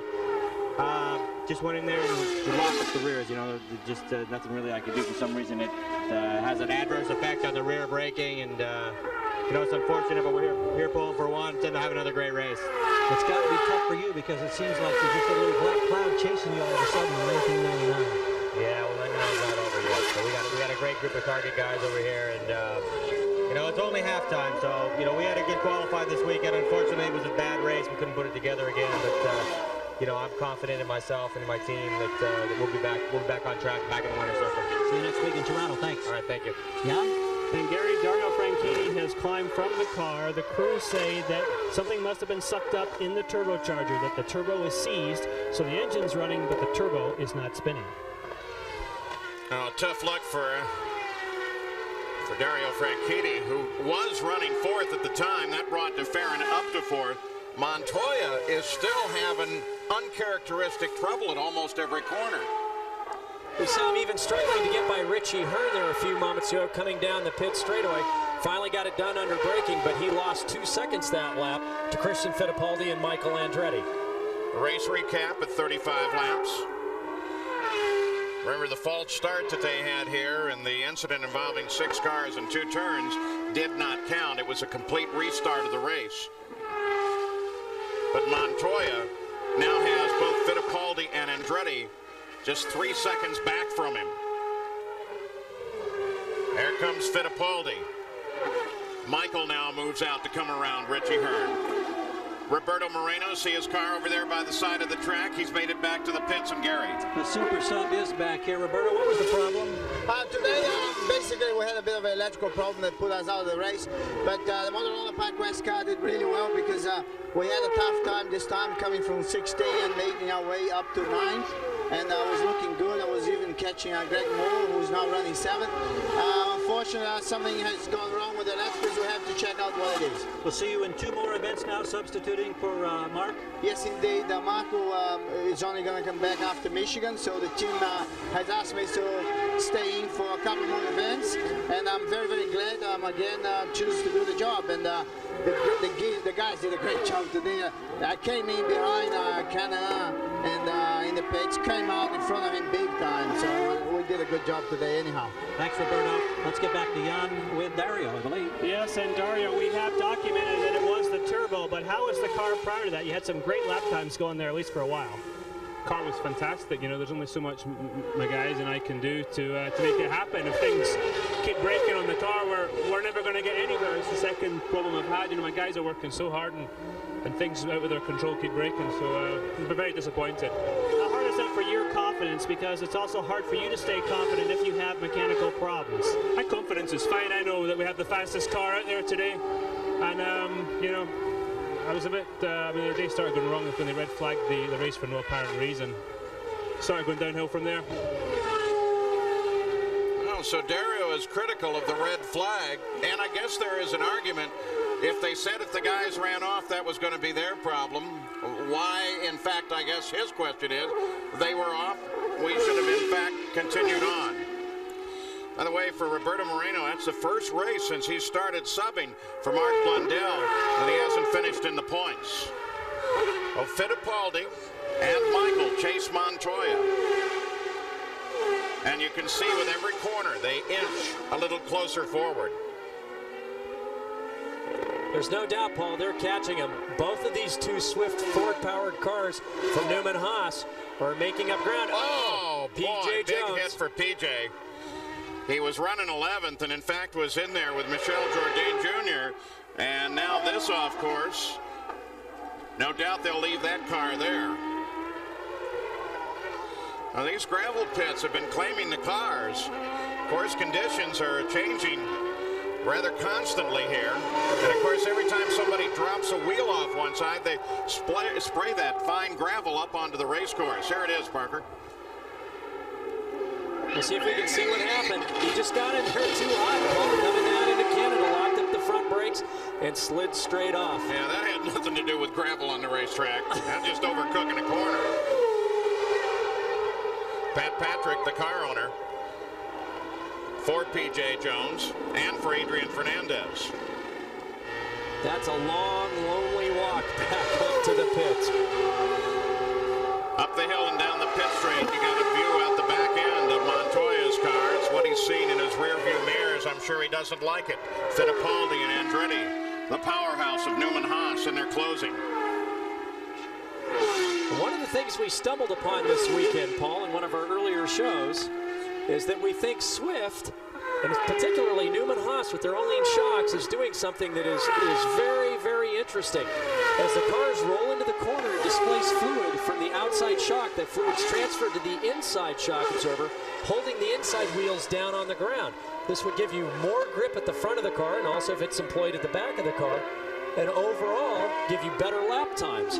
Now, I haven't been able to get a close look at it because they keep shooing me out of the tent every time I get close, but I would suspect that besides having two excellent drivers and a great team behind them, they've got a slight mechanical advantage that the rest of the teams here haven't exploited yet. Michael Andretti, his teammate Christian ahead. Continue to work on Juan Montoya. Juan suffering with some form of gear pops problem. The gearbox, at first they thought it was shift linkage. Now they kind of feel like it may be in the gearbox. But as Chip Ganassi put it, sometimes he has all the gears he wants, sometimes he doesn't. Next pit stops expected for most at the 44th through the 47th lap, most of the field at the 47th. Remember, Christian Fittipaldi, though, seems to be getting a full 4 miles at least more than everybody else. He's expected in on the 48th, 55 laps the distance. And as Christian and Michael hunt down Montoya, Chip Ganassi has just radioed to Juan to go up on the fuel. He's conserved enough through the beginning of the race that they're trying to give him every horsepower advantage they can because he's losing time now, under braking, trying to get those downshifts done without damaging the gearbox.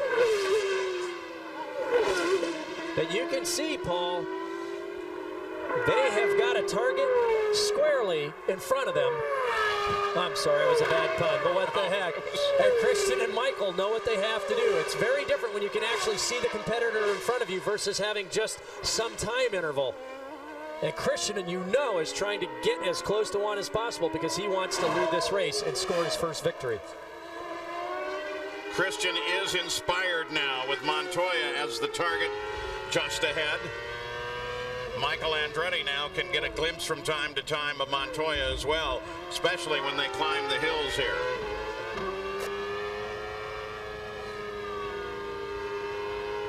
Coming down through the carousel, almost 4 Gs of lateral cornering force there. Flat through the cake at 190 miles an hour. He's not having any problems at all on the upshifts, but listen on the downshifts here. You can hear that last shift didn't engage very smoothly. See if we can pick it up here as he comes into turn 14.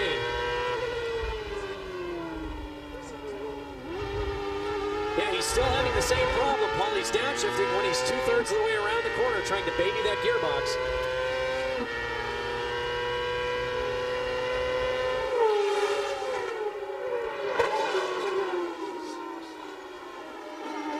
A little further back in the field, Paul Tracy being chased by Adrian Fernandez. This is back at 5th place. 15 laps remaining, -8 plus 0.5. Radio communication to Paul Tracy. They're both trying to get around Richie Hearn. Richie lets him past. Now there is some sort of electronic bug in the distribution of the scoring system. It's not to say the card isn't scoring it accurately. It's just that the system has changed. And as a result, we're not able to put up quite as much information as we would like. Fernandez, station 5 again, moves to the inside, grabs the position from Tracy. That's okay, just keep on him, keep on him. That's the same move we saw Adrian pull on Christian earlier. He got in a little bit of trouble with Michael trying that, but he didn't look down the inside. But you can hear Barry Green Tracy, trying to keep him focused, make sure that he doesn't get rattled by that pass. You can already see Adrian Fernandez has pulled out a fairly good lead in just a few corners over Paul Tracy.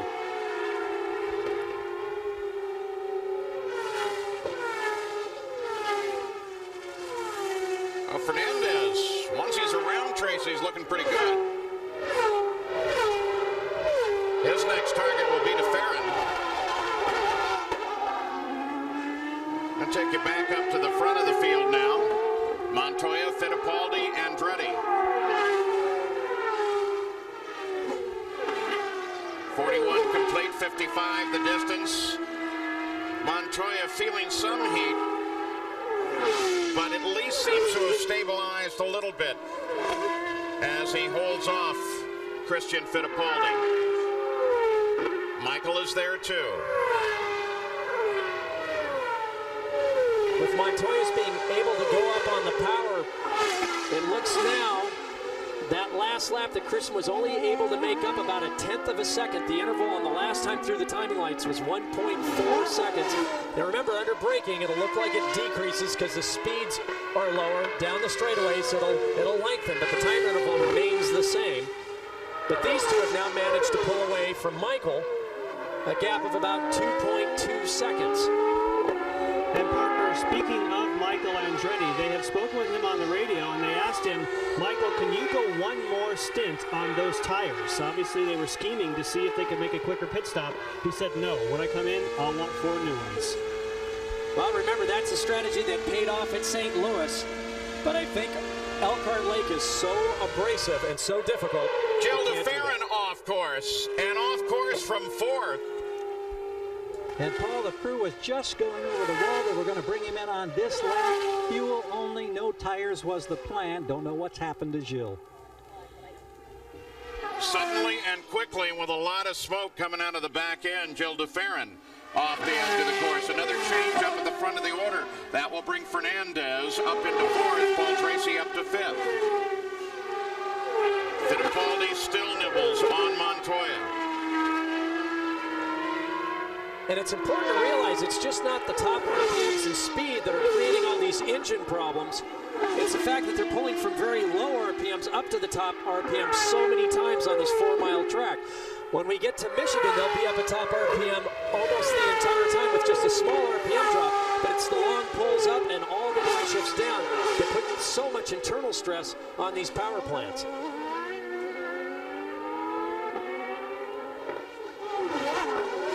And on that last lap, Christian Fittipaldi was able to ease up another 1/10 of a second, still holding just over 1.4 seconds. I think catching Montoya and passing him might be 2 entirely different tasks, Paul. Well, Jill DeFerrin with only his 2nd DNF of the year with Walker Racing. Something that may, in fact, affect his positioning in the points. Montoya now pulling out a bit of an interval, though not much. That camera looking out the back tends to foreshorten and push the car behind him back. Now, from time to time, I'm also seeing what looks to be a puff of blue coming around there, which might be a further indication of a problem at the back end of Montoya's car. What happened with Jill DeFerrin? Well, perhaps we can get this update. Derek Walker can tell us, was it a motor problem? It looks like that, Gary. Until we get it back, we won't know for sure, but something went bad on it. After working their way up to 2nd in points, this has got to be a crushing blow, but still, midpoint of the season. Thanks, Derek. Derek Walker showing the same hesitation that many show. You don't want to be going after the engine department too quick. Remember the multi-million-dollar effort that the engine manufacturers make. So often it's either a vague answer or one that kind of turns you away from any possibility of the engine. And I think that occasional smoke that we're seeing off the back of Montoya's car is when the car's in its heaviest aerodynamic downloading, and I think it's just the skid plate momentarily touching the bottom of the ground. At least that's what I would be hoping for, and certainly Chip Ganassi and Juan Montoya. Now, I want to tell you that with the extensive red flag and the restart at the start of this race, we are not going to be able to cover the closing laps of this race lap by lap for you. We're at 43:55, the scheduled distance, so the actual finish is about 20 minutes away. What we are going to do Open. And then we're going to come back here for the finish of this race. And also, hopefully, in the interval, should anything happen or change, we will try to give you whatever updates we can. But again, because of the long red flag situation with 2 different accidents on the first lap, well, that has pushed us well back. Don't forget, too, coverage in 1 week. The Toronto Indy, Toronto, Ontario, Canada, and that coverage will be on ABC Sports. And ABC Sports is online at ESPN.com. That's part of the GO Network. So the Greater Milwaukee Open will be coming up next, and then we'll return here, give you the finish. Nothing has changed on the race course, though the interval from Montoya to Fittipaldi now has come down to about 2.6 sessions.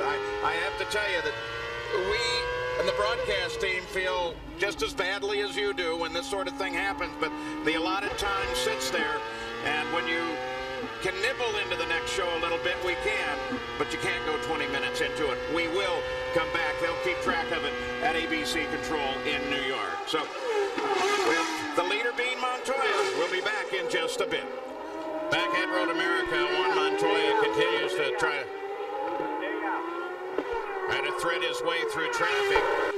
He should be in any time now. Radio communication's gotten pretty frantic. Robbie Gordon locked it up, almost lost it coming off of 14. Certainly lost the momentum. Fittipaldi comes up the hill as he continues his pursuit of Montoya. And as we've watched this battle, Montoya's been able to stretch it out.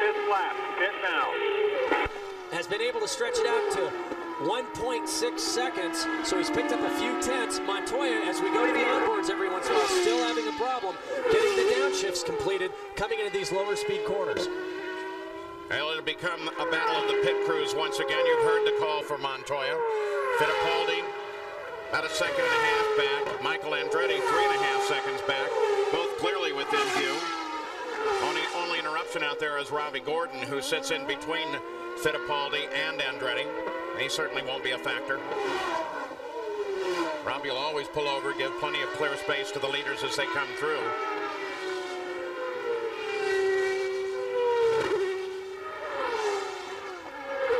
Fastest car on the track right now is Adrian Fernandez down in the 1:42 range. It's nearly 2 seconds quicker than the laps that Montoya are turning at this point. But he's got a huge gap to the front of 15 seconds that he has to overcome in the next 10 laps. On the 45th lap, running 6, Max Pappas in and out. Routine stop. Montoya down on the backside. Fittipaldi right there now. Only question is what Newman Haas's strategy will be. Michael Andretti might be the first in, Jan. Well, the interesting thing, remember I told you when they asked him if he needed tires and he said he did?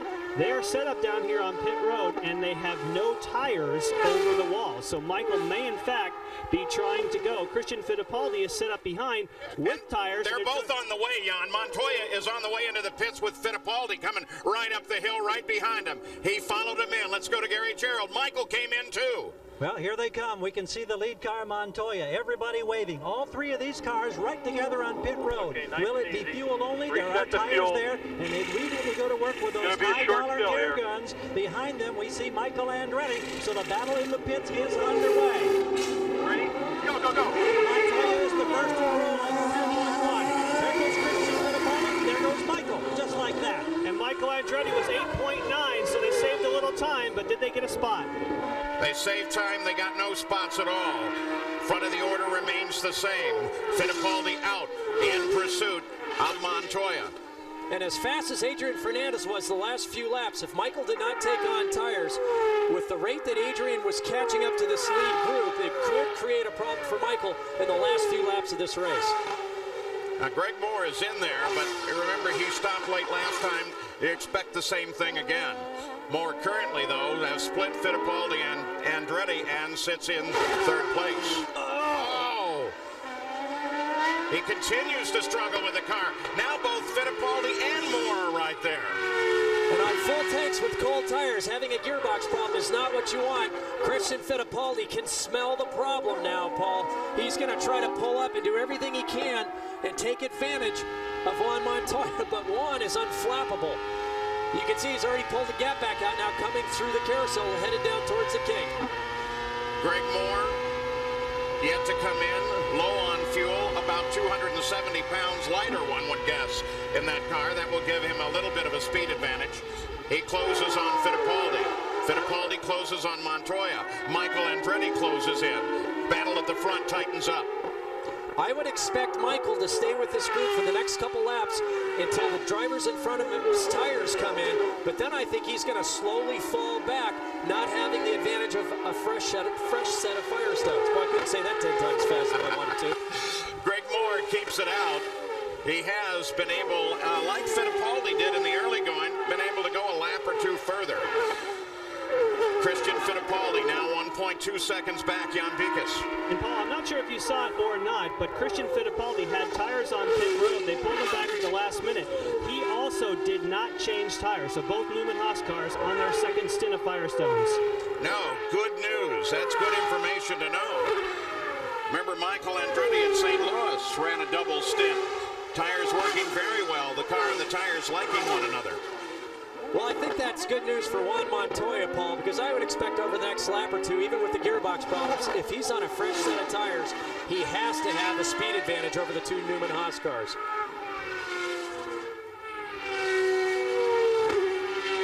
Montoya, Fittipaldi pursuing. Greg Moore, again, should be in for a stop shortly. Then Michael Andretti, Adrian Fernandez is fifth. Paul Tracy is sixth, and Max Pappas, who, remember, had to go to the backup car with that first lap incident. Tony Kanaan is eighth. Ninth is Michel Jourdain Jr., and Robbie Gordon is 10th. So it is still Montoya, though the fight at the front is very tight indeed. Christian Fittipaldi appears to have a strong car. Montoya appears to be lame. This is Paul Page. We're back at Road America with the Kart FedEx Championship Series. Juan Montoya finally had the whole gearbox go just about 3 minutes ago. All of the leaders made routine stops. The front of the field did not change. It was Montoya, then Fittipaldi, then Michael Andretti. But then suddenly the gearbox finally let go. We had told you they were having trouble. As a result, Christian Fittipaldi is the leader. His teammate Michael Andretti is 2.2 seconds back. Christian Fittipaldi is just 5 laps away, 20 miles from a potential first win in the series. We will be back for the finish. But now let's send you back down the road to the Greater Milwaukee Open and Mike Tirico. Mike?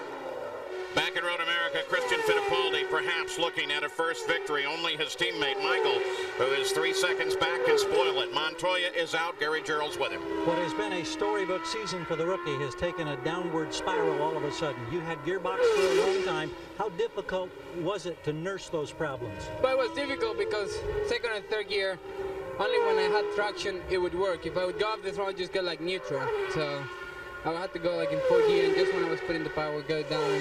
And sometimes we just jump into first gear or into neutral. That's why I was playing the back straight. Went back to fifth and jumped to first and just got me around. The fact that you were able to make it last as long as it did you think you might be able to get to the end of this race? Oh yeah, you know, we're not that far. We're about 8 laps to go. And we still have the lead, you know, so the car was brilliant, you know. We could have, without that, we'd have beat them by ages, but we didn't. Thank you, Juan. Okay. Juan Montoya with the first did not finish DNF of his kart career. Is it going to be a first victory of his kart career for Christian Fittipaldi? No one could be more deserving for a win. He has waited so very long for it. The only spoiler in this camp could be, in fact, in the camp, Michael Andretti. But he's been about 3 seconds back. And remember, both of the Newman Haas cars, Fittipaldi and Andretti, did not change tires on the last stop. So one would assume that they are on some sort of an equal footing. Well, that would be the assumption, and they have a nearly 12-second lead over Adrian Fernandez in third place. But Christian Fittipaldi's been pulling out a little bit of ground every single lap. You know that he's energized. He's very, very focused. The worst thing he could do at this point would be to slow down and lose concentration. He still wants to push hard to make sure that he remains in the rhythm, in the groove for his first victory. Ford's first, second, and third. Max Pappas, remember, climbed into his backup car after the off. Almost looked like Gidley landed right on top of the car at one point. But Max climbed out into his backup car when they got the race started. A restart, but they went from 0 laps. And Max has climbed his way up to 5th place now. Robbie Gordon has made it up to 8th. So Christian Fittipaldi, hopefully, is looking at the very first win of his career. We'll be back. This is Paul Page. We are back at Road America. 53 laps are complete for the new leader of the race, Christian Fittipaldi. Michael Andretti is in 2nd place, 3.5 seconds behind his teammate. Juan Montoya suffered problems with the gearbox that finally proved to be fatal to the car. Montoya is out. He said he thought he could go ahead and win this thing if only he could have kept the car under him, and so he suffered his first DNF of his Champ Car career. There is the field summary at this point with a special note of Max Pappas in his backup car sitting up there in 5th after having a car land on top of him in the aborted start. They moved to the backup car, got it to 5th. Christian Fittipaldi looking for his first career win. This is his 72nd start in the series. But Parker, this is a track that has been good for first wins. Jacques Villeneuve scored his first here. Dario Franchitti a year ago, his first. He is on his final lap. He's seen the white flag. What a great year for Christian Fittipaldi. He got his first pole position in his home of Rio in Brazil. And now finally he can see this dream come to fruition here at Elkhart Lake Road America, Wisconsin. This is the time where the best person you can have behind you is your teammate. He's got a 3.5 second lead. He knows that he can breathe a little bit. It's when the driver starts to hear sounds, rattles, shakes that he hasn't noticed the entire race. You say a silent prayer or maybe even out loud to make sure this thing can get to the checkered flag. There's going to be a lot of jubilation and a lot of emotion with only 2 miles to go at Road America. Not long now to what may be the second win for Newman Haas this year. The first 1-2 for Newman Haas since Detroit in June of 1996. But the most important of all, a final long straightaway run for Christian Fittipaldi. The young Brazilian out of that magnificent racing family. His uncle Emerson, his father Wilson, the crew. You think they're holding their breath in that area? Christian Fittipaldi leads it. 72 starts, 1 final turn, climb the hill. Michael is still there, but well back. It looks like it's going to belong to Christian all alone. They come up the hill. Christian Fittipaldi, the elation in that cockpit is going to be awesome.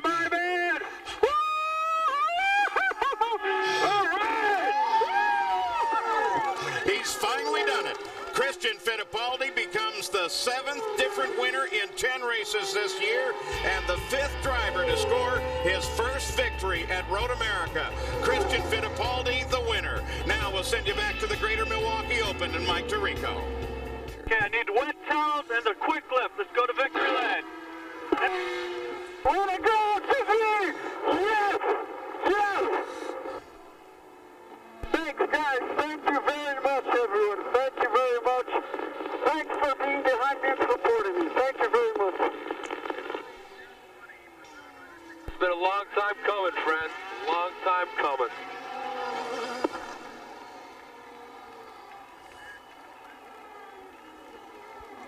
Thank you. Thank you very much, in fact.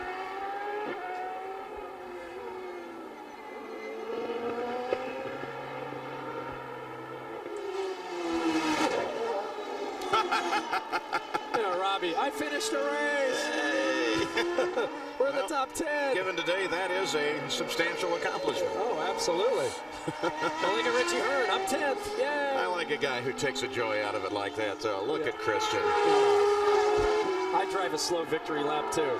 You bet. Enjoy every moment of it. Yeah.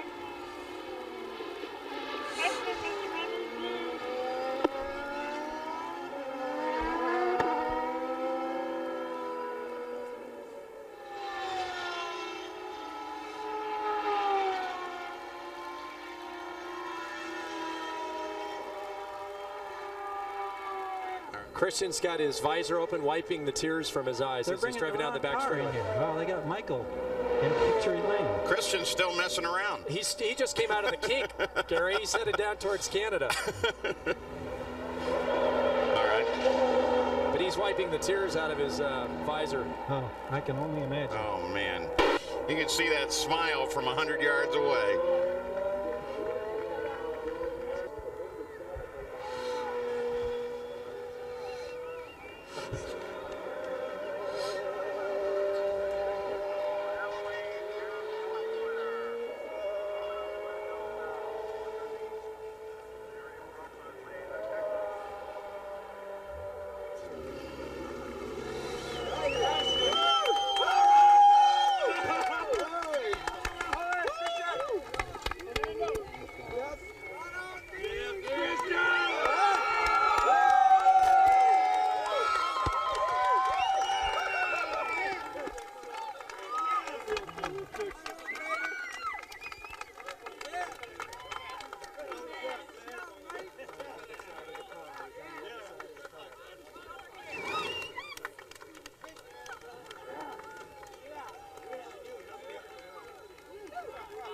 Steve, I have never seen a driver savor a victory lap like Christian Fittipaldi and celebrate in victory lane, but he deserves it. He has finally won in the Champ Cars. Gary Gerald? Well, it's an eagle, the symbol of the trophy here at the Texaco Havoline 200 at Road America. For Christian Fittipaldi, Christian, you have waited so long for this moment. What are you feeling right now? Don't even remind me of that. Well, obviously, I'm really, really happy. I'm very thankful also for the whole team that stood behind me. I went through some very rough years, and I definitely owe a lot to them. Kmart has supported me a lot, and today was a great day for all of us, and I'm really, really happy. I'm happy that the car worked very well. The engine, the Ford engine, was absolutely perfect. Terrific, huh? So that's it. Did you know that Montoya was having gearbox problems? That would be something you could pounce on? I could see that I was catching him a lot under braking. I knew that there was something wrong. I just have to keep my pace and keep on going. What kind of a celebration are we going to see here? Pretty wild one. I guarantee you. Carl? Listen, we're really happy about this. It's fabulous, and you know, it's Texaco's Haviline's race here, which is wonderful to give them the 1-2, and for everybody, and for Kmart, of course, and that Ford engine really ran with everybody, and I've got to thank Ford for the reliability and the power for qualifying and the race. You and this team have stayed behind this guy through a lot of adversity. Has it been difficult? Well, no. I've always believed he's had, you know, he's been close, and certainly this year he's been there, and it came through for him this week, and I'm happy for him. I'm happy for all the team and the sponsors and everyone. Congratulations. Thank you. Let it go, Carl. Well, Michael Andretti, it's great to be on the podium. It's great to collect championship points, but there's got to be a little different emotion here because you're in second place this time and your teammate finally is able to break through. Well, first I want to congratulate Christian. He did a good job. They did a better job.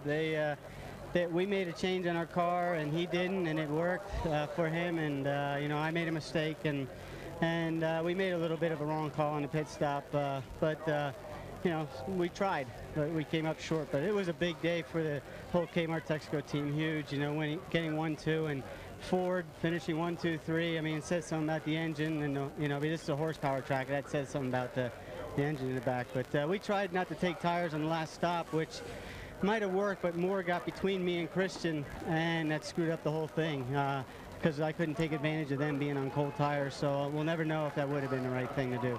How about from the championship standpoint? Were you aware that Montoya was in jeopardy of falling out? I didn't know he was in jeopardy of it, but I saw him drop out right in front of us. So then we knew that we just had to bring it home, make sure we get as many points as we could to try to catch up to the Juan. He's had a good year so far. It's about time he had a little bad luck. I think we got a new ball game going to the second half of this season. What do you think? You better believe it.